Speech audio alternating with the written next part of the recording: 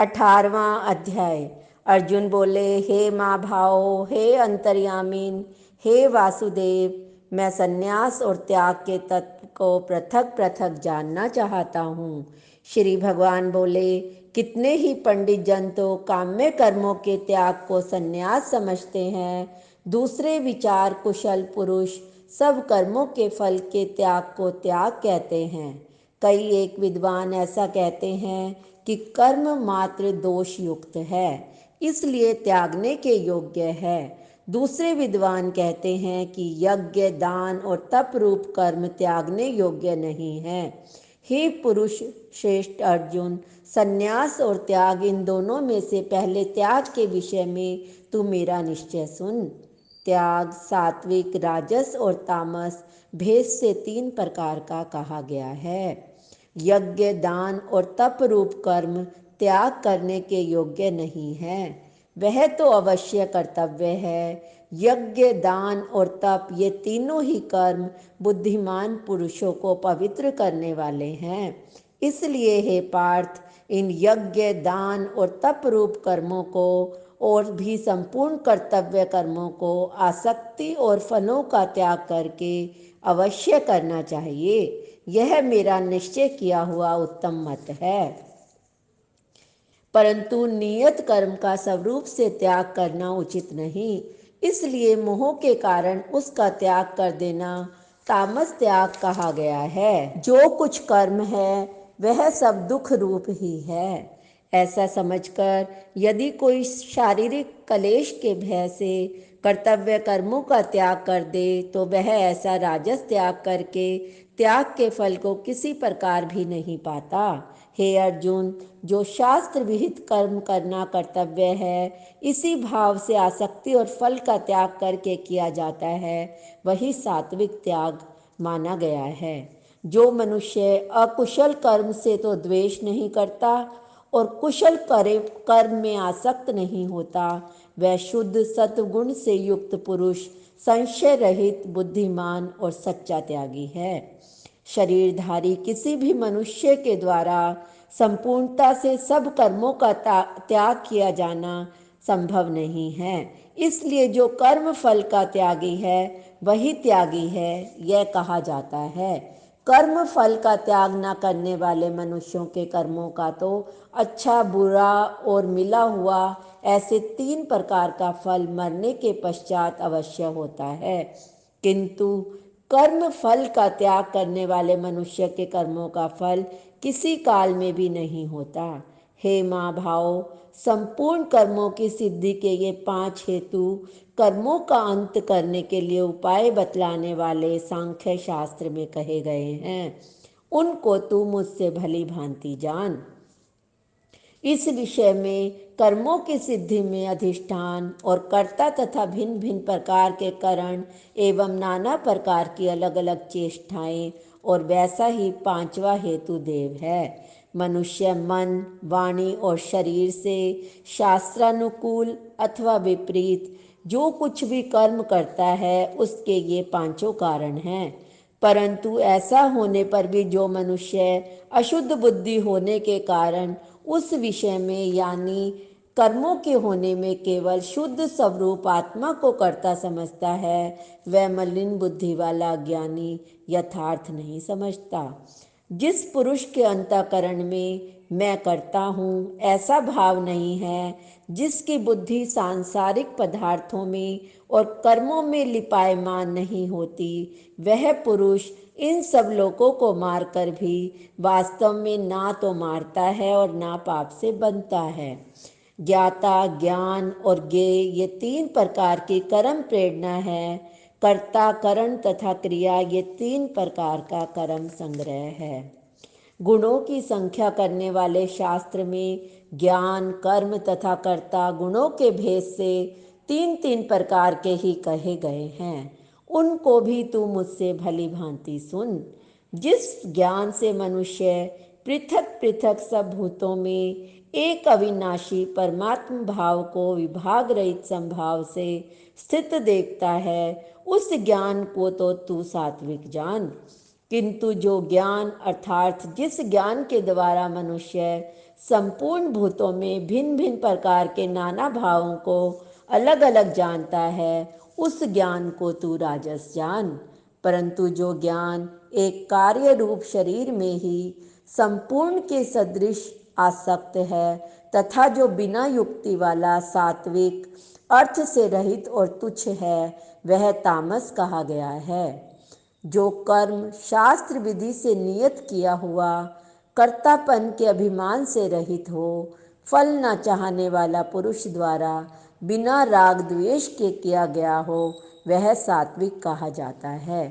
परंतु जो कर्म बहुत परिश्रम से युक्त होता है, भोगों को चाहने वाले पुरुष द्वारा या अहंकार युक्त पुरुष द्वारा किया जाता है, वह कर्म राजस कहा गया है।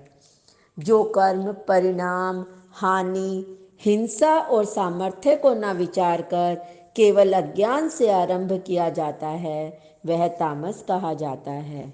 जो कर्ता संग रहित अहंकार के वचन ना बोलने वाला, धैर्य और उत्साह से युक्त, कार्य के सिद्ध होने और ना होने में हर्ष शोक आदि विकारों से रहित है, वह सात्विक कहा जाता है। जो कर्ता आसक्ति से युक्त, कर्मों के फल को चाहने वाला और लोभी है तथा दूसरों को कष्ट देने के स्वभाव वाला, अशुद्धाचारी और हर्ष के शोक से लिप्त है, वह राजस कहा गया है। जो कर्ता अयुक्त, शिक्षा से रहित, घमंडी, धूर्त और दूसरों की जीविका का नाश करने वाला तथा शोक करने वाला, आलसी और दीर्घसूत्री है, वह तामस कहा जाता है। हे धनंजय, अब तू बुद्धि का और धृति का भी गुणों के अनुसार 3 प्रकार का भेद मेरे द्वारा संपूर्णता से विभाग पूर्वक कहा जाने वाला सुन। हे पार्थ, जो बुद्धि प्रवृत्ति मार्ग और निवृत्ति मार्ग को, कर्तव्य और अकर्तव्य को, भय और अभय को, बंधन और मोक्ष को यथार्थ जानती है, वह बुद्धि सात्विकी है। हे पार्थ, मनुष्य जिस बुद्धि के द्वारा धर्म और अधर्म को, कर्तव्य और अकर्तव्य को यथार्थ नहीं जानता, वह बुद्धि राजसी है। हे अर्जुन, जो तमोगुण से घिरी हुई बुद्धि अधर्म को भी यह धर्म है ऐसा मान लेती है, इसी प्रकार अन्य संपूर्ण पदार्थों को भी विपरीत मान लेती है, वह बुद्धि तामसी है। हे पार्थ, जिस अव्यभिचारिणी धारण शक्ति से मनुष्य ध्यान योग के द्वारा मन, प्राण और इंद्रियों की क्रियाओं को धारण करता है, वह धृति सात्विकी है। परंतु हे पृथा पुत्र अर्जुन, फल की इच्छा रखने वाला मनुष्य जिस धारण शक्ति के द्वारा अत्यंत आसक्ति से धर्म, अर्थ और कामों को धारण करता है, वह धारण शक्ति राजसी है। हे पार्थ, दुष्ट बुद्धि वाला मनुष्य जिस धारण शक्ति के द्वारा निद्रा, भय, चिंता और दुख को तथा उन्मत्तता को भी नहीं छोड़ता, वह धारण शक्ति तामसी है। हे भरत श्रेष्ठ, अब 3 प्रकार के सुख को भी तू मुझसे सुन। जिस सुख में साधक मनुष्य भजन, ध्यान और सेवादि के अभ्यास से रमण करता है, जिससे दुखों के अंत को प्राप्त हो जाता है, जो ऐसा सुख है वह आरंभ काल में यद्यपि विष के तुल्य प्रतीत होता है, परंतु परिणाम में अमृत के तुल्य है। वह परम आत्म विषयक बुद्धि के प्रमाद से उत्पन्न होने वाला सुख सात्विक कहा गया है। जो सुख विषय और इंद्रियों के संयोग से होता है, वह पहले भोग काल में अमृत के तुल्य प्रतीत होने पर भी परिणाम में विष के तुल्य है, इसलिए वह सुख राजस कहा गया है। जो सुख भोग काल में तथा परिणाम में भी आत्मा को मोहित करने वाला है, वह निद्रा, आलस्य और प्रमाद से उत्पन्न सुख तामस कहा गया है। पृथ्वी या आकाश में, देवताओं में, इनके सिवा और कहीं भी ऐसा कोई भी सत्व नहीं जो प्रकृति से उत्पन्न इन तीनों गुणों से रहित हो।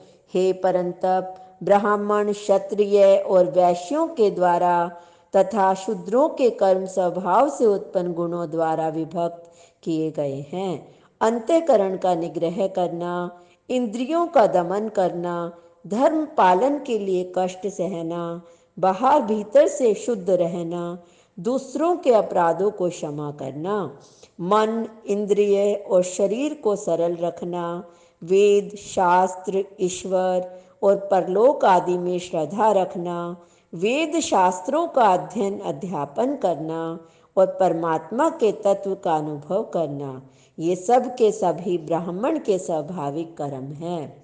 शूरवीरता, तेज, धैर्य, चतुरता और युद्ध में ना भागना, दान देना और स्वामी भाव, ये सब के सभी क्षत्रिय के स्वाभाविक कर्म हैं। खेती, गोपालन और क्रय विक्रय रूप सत्य व्यवहार, ये वैश्य के स्वाभाविक कर्म हैं। सब वर्णों की सेवा करना शूद्र का ही स्वाभाविक कर्म है। अपने अपने स्वाभाविक कर्मों में तत्परता से लगा हुआ मनुष्य भगवत प्राप्ति रूप परम सिद्धि को प्राप्त हो जाता है। अपने स्वाभाविक कर्म में लगा हुआ मनुष्य जिस प्रकार से कर्म करके परम सिद्धि को प्राप्त होता है, उस विधि को तू सुन। जिस परमेश्वर से संपूर्ण प्राणियों की उत्पत्ति हुई है, जिससे यह समस्त जगत व्याप्त है, उस परमेश्वर की अपने स्वाभाविक कर्मों द्वारा पूजा करके मनुष्य परम सिद्धि को प्राप्त हो जाता है।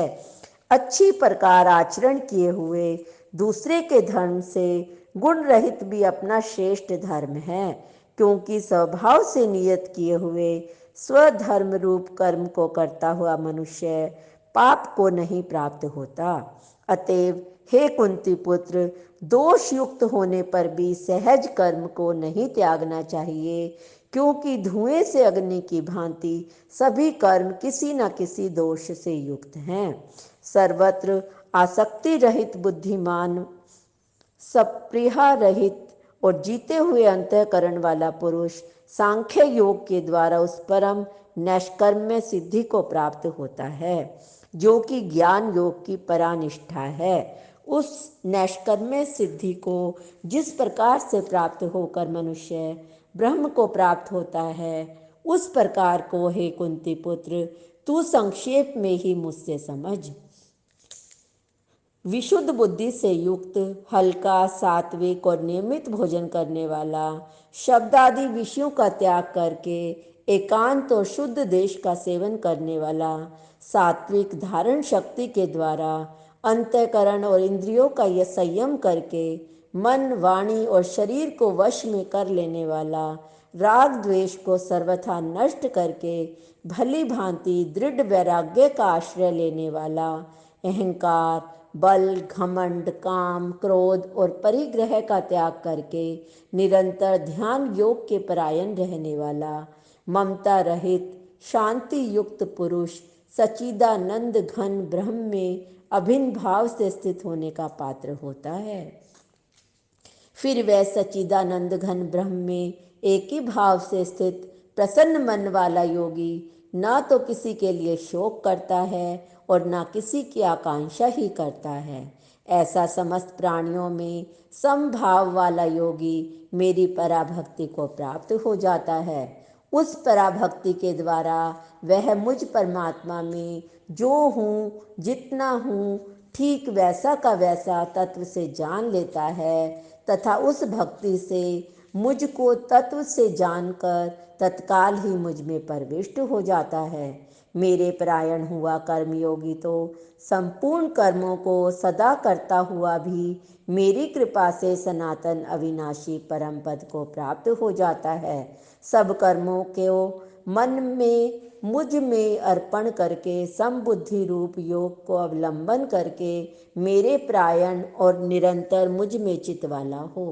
उपयुक्त प्रकार से मुझ में चित वाला होकर तू मेरी कृपा से समस्त संकटों को अनायास ही पार कर जाएगा। यदि अहंकार के कारण मेरे वचनों को ना सुनेगा तो नष्ट हो जाएगा, परमार्थ से भ्रष्ट हो जाएगा। जो तू अहंकार का आश्रय लेकर यह मान रहा है कि मैं युद्ध नहीं करूँगा, तो यह तेरा निश्चय मिथ्या है, क्योंकि तेरा स्वभाव तुझे जबरदस्ती युद्ध में लगा देगा। हे कुंती पुत्र, जिस कर्म को तू मोह के कारण नहीं करना चाहता, उसको भी अपने पूर्व कुल स्वाभाविक कर्म से बंधा हुआ परवश होकर करेगा। हे अर्जुन, शरीर रूप यंत्र में आरूढ़ हुए संपूर्ण प्राणियों को अंतर्यामी परमेश्वर अपनी माया से उनके कर्मों के अनुसार भ्रमण कराता हुआ सब प्राणियों के हृदय में स्थित है। हे भारत, तू सब प्रकार से उस परमेश्वर की ही शरण में जा। उस परमात्मा की कृपा से ही तू परम शांति को तथा सनातन परम धाम को प्राप्त होगा। इस प्रकार यह गोपनीय से भी अति गोपनीय ज्ञान मैंने तुझसे कह दिया। अब तू इस रहस्य युक्त ज्ञान को पूर्णतः भली भांति विचार कर जैसे चाहता है वैसे ही कर। संपूर्ण गोपनीयों से अति गोपनीय मेरे परम रहस्य युक्त वचन को तू फिर भी सुन। तू मेरा अतिशय प्रिय है, इससे यह परम हितकारक वचन मैं तुझसे कहूँगा। हे अर्जुन, तू मुझ में मन वाला हो, मेरा भक्त बन, मेरा पूजन करने वाला हो। ऐसा करने से तू मुझे ही प्राप्त होगा।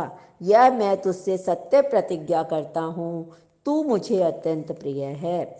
संपूर्ण धर्मों को, संपूर्ण कर्तव्य कर्मों को मुझ में त्याग कर तू केवल एक मुझ सर्वशक्तिमान सर्वाधार परमेश्वर की ही शरण में आ जा। मैं तुझे संपूर्ण पापों से मुक्त कर दूंगा। तू शौक मत कर। तुझे यह गीता रूप रहस्यमय उपदेश किसी भी काल में ना तो तप रहित मनुष्य से कहना चाहिए, ना भक्ति रहित से, और ना बिना सुनने की इच्छा वाले से ही कहना चाहिए। जो मुझ में दोष दृष्टि रखता है उससे तो कभी भी नहीं कहना चाहिए। जो पुरुष मुझ में परम प्रेम करके इस परम रहस्य में युक्त गीता शास्त्र को मेरे भक्तों में कहेगा, वह मुझको ही प्राप्त होगा, इसमें कोई संदेह नहीं। उससे बढ़कर मेरा प्रिय कार्य करने वाला मनुष्यों में कोई भी नहीं है। पृथ्वी भर में उससे बढ़कर मेरा प्रिय दूसरा कोई भविष्य में होगा भी नहीं।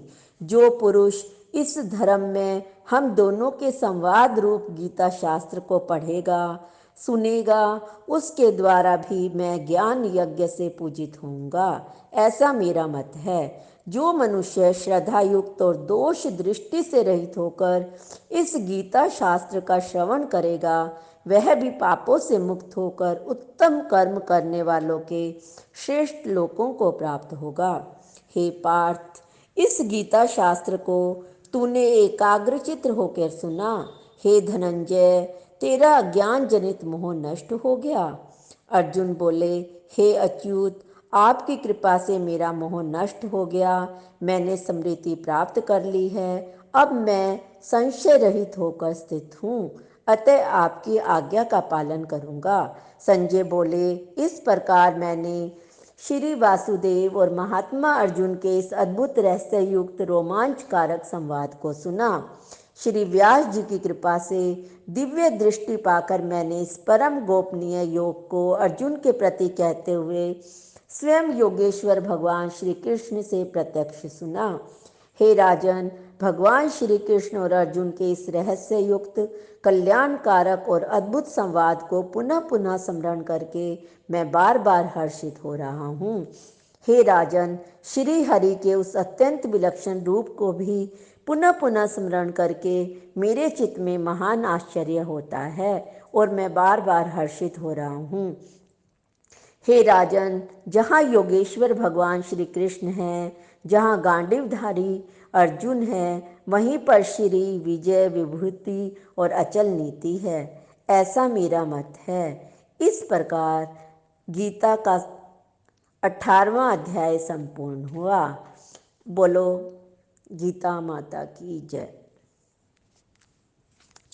श्रीमद् भगवद गीता आनंद चिद घन ऐश्वर्यपूर्ण चराचर वंदित परम पुरुषोत्तम साक्षात भगवान श्री कृष्ण की दिव्य वाणी है।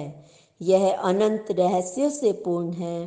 परम दया में भगवान श्री कृष्ण की कृपा से ही किसी अंश में इसका रहस्य समझ में आ सकता है।